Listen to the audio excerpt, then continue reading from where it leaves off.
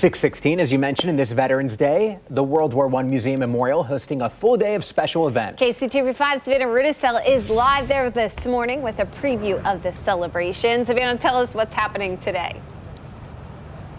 Well, Joe and Dina, most of the prep work is already done here. We've got the lawns freshly mowed, stones are freshly cleaned, and we now have a jump team here getting ready for the legacy jump. That is going to be a skydive with veterans from 6 major conflicts. But there's, of course, a lot more going on here today. So we are joined live right now with Dr. Matt Naylor. Dr. Matt Naylor, thank you so much for joining us here today. Can you tell us a little bit more about the other events going on at the World War I Museum today?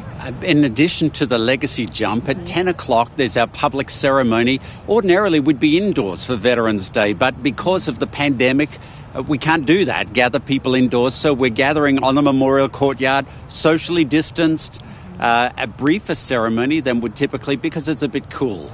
At 11 o'clock, 11 cars will be given away by Cars for Heroes to veterans in need. 2 o'clock, a Walk of Honor ceremony. Then at 3 o'clock, some of the Kansas City Symphony will be performing on our south lawn. That'll be beautiful. How much more planning had to go into making this event socially distant and safe, especially for all of our veterans who are coming out today? It's a challenge to figure, but that, we've all been living in that world for the last 6 to 9 months, haven't we?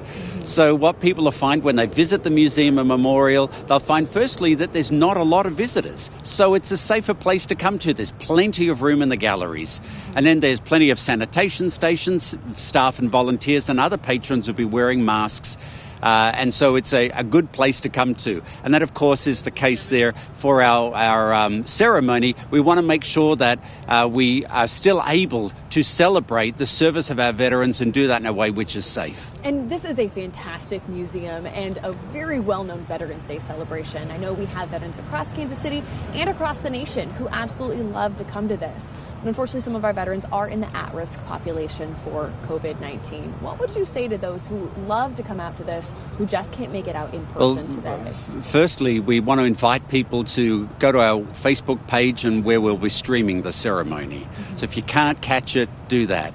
And then come at another time when you feel safe to do so. We understand that lots of folks understandably don't feel safe coming out into public. That's okay. It was just over 100 years ago that we were dealing with the pandemic of 1918, 1919, and we got through that. And in the midst of that, we built this extraordinary memorial. And so that gives me courage and hope to know that we'll get through this together.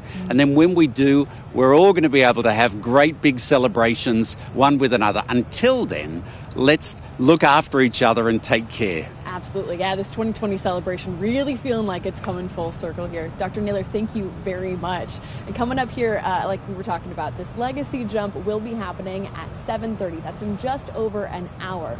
But before then, we talked with some of the jumpers about what it means to be joining with other generations of veterans. You can hear that coming up at 6:45.